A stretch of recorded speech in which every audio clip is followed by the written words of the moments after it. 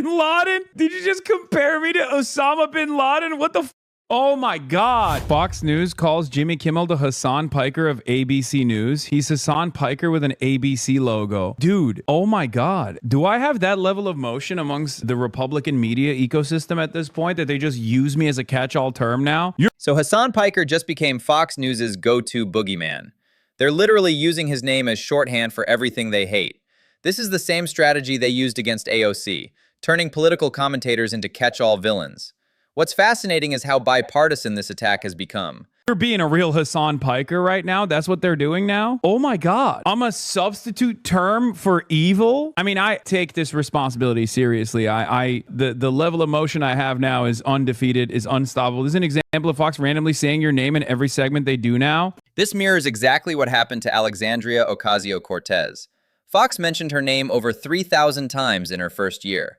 The Bin Laden comparison isn't accidental either. It's classic Islamophobic dog whistling, weaponizing his Muslim identity to amplify the fear factor among conservative viewers. It sucks that, like, the reason why they've turned me into this, like, evil deity is because of Israel. So none of those, like, liberals will ever turn around and make jokes because they also have to present me as this, like, untouchable figure. Because if this was over me saying, like, the Republicans are terrorists or whatever, then yeah, liberals don't care about that. They agree with it. They would have no issues with it. But, like, a lot of the prominent fixtures in liberal media also have a similar attitude about Israel that, like, Fox News has. He's absolutely right about the Israel dynamic. Criticism of Israeli policy creates this rare bipartisan media silence.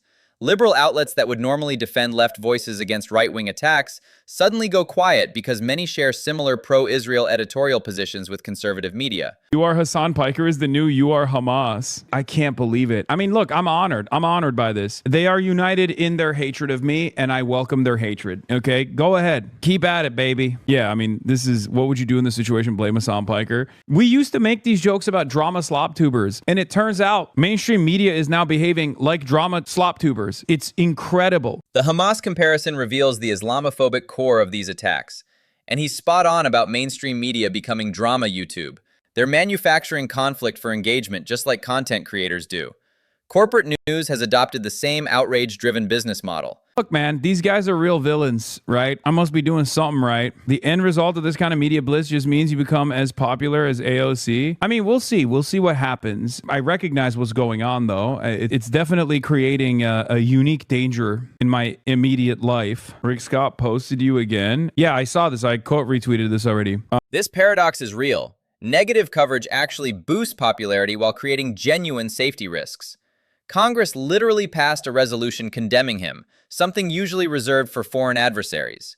The attention creates influence, but also puts a target on his back. It's so funny to me that everyone hears Rick Scott's desperate cries and agrees that in a just society, he'd at least be thrown in prison for doing record-breaking Medicare fraud. Here's Rick Scott crying about me on Twitter because Ro Khanna went on Brian Kill Me and was asked about his affiliations with the radical terrorist Hasan Piker. Rick Scott defrauded Medicare for $1.7 billion, the largest healthcare fraud case in U.S. history. His company paid record fines while he walked away wealthy enough to buy a Senate seat. The audacity of a convicted fraudster attacking a political commentator is peak projection. Bin Laden? Did you just compare me to Osama bin Laden? What the Oh my God. The level of Islamophobia, bitch. That's crazy, man. What the is this comparison? Bin Laden? Did he pick Bin Laden because he's racist? Because he could have said Hitler? I mean, that wouldn't have been great either, but I assume Bin Laden is a not so subtle reference to, you know, me being Muslim. The Bin Laden reference is deliberately Islamophobic. They could have said Stalin, Hitler, or any dictator, but chose the Muslim terrorist. This follows a documented pattern where Muslim Americans face disproportionate scrutiny and are held to impossible standards in political discourse. That was the good-natured Brian Kill Me, who wants to murder the homeless, talking about how scary I am and how violent my commentary is. Heated clash, top damn pressed on controversial podcast appearance. Kill Me literally said homeless people should be removed from the streets permanently. That's advocating violence. Yet he's calling someone else dangerous?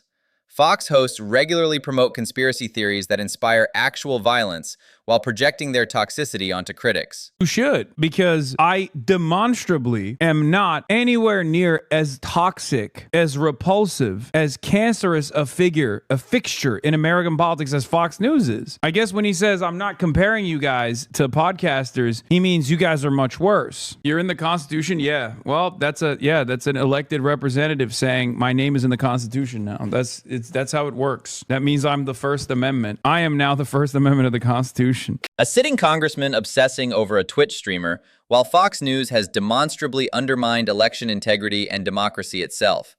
The network paid $787 million for spreading election lies, yet they're worried about someone criticizing foreign policy on stream. And here you are, using clips out of context against the dude who speaks for 8 hours a day on hot button issues. You yourself, Brian Kilmeade, have openly stated, unprompted, that you wanted to murder homeless people. And here I am on your broadcast. I'm appearing on Fox News. Enough with this nonsense. The cancel culture is universally opposed for good reason. You can't, on the one hand, say you hate cancel culture, and then on the other hand, utilize the exact same techniques that you opposed that allowed Trump to win the election. It's so cynical. There's a major double standard here, and you guys are leaning into it. Republicans spent years claiming to oppose cancel culture, then immediately deployed those exact same tactics when convenient. They're trying to destroy careers and silence voices while simultaneously claiming to defend free speech. Textbook bad faith politics. Liberals love the hypocrisy arguments, and there is nothing more hypocritical than an entire movement that runs around with this like anti-cancel culture initiative only to turn around and do the exact same thing. The anti-cancel culture movement was always selective. They only opposed cancellation when it affected conservatives. The moment they could weaponize these tactics against the left, they abandoned their principles entirely.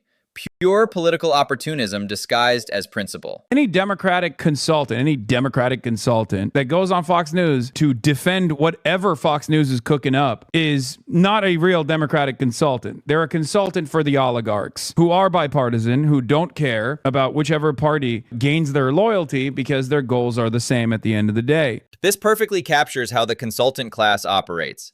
These aren't Democratic strategists. They're corporate lobbyists with party labels. Their real employers are pharmaceutical companies, defense contractors, and Wall Street firms that fund both parties. Elizabeth Warren is not exactly a fan of mine, okay? As a matter of fact, I don't think she likes me at all. And she also recognized that there was tremendous anger in the air due to the experiences that ordinary Americans have had with private healthcare providers. Private health insurance is viewed very negatively by the average American. You don't have to be a Democratic Party consulted to recognize that, but I guess if you are a paid shill for these corporations, you're paid to act obtuse intentionally, to act oblivious to this reality, the reality that the average American actually despises private healthcare. Healthcare anger crosses party lines. 68% of Americans support Medicare for all, according to recent polling.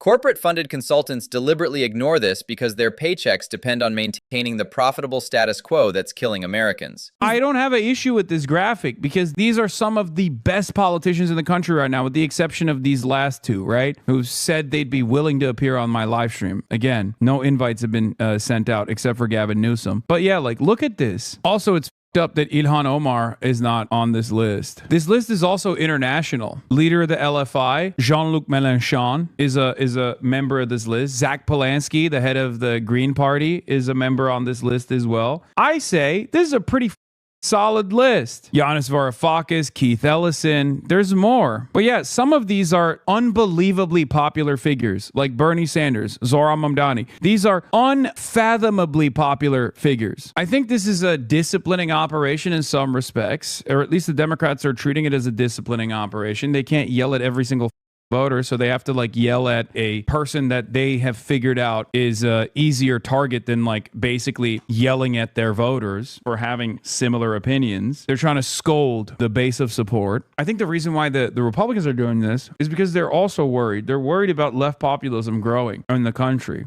That list reads like a who's who of actual progressive leaders. Sanders, Omar, Varoufakis.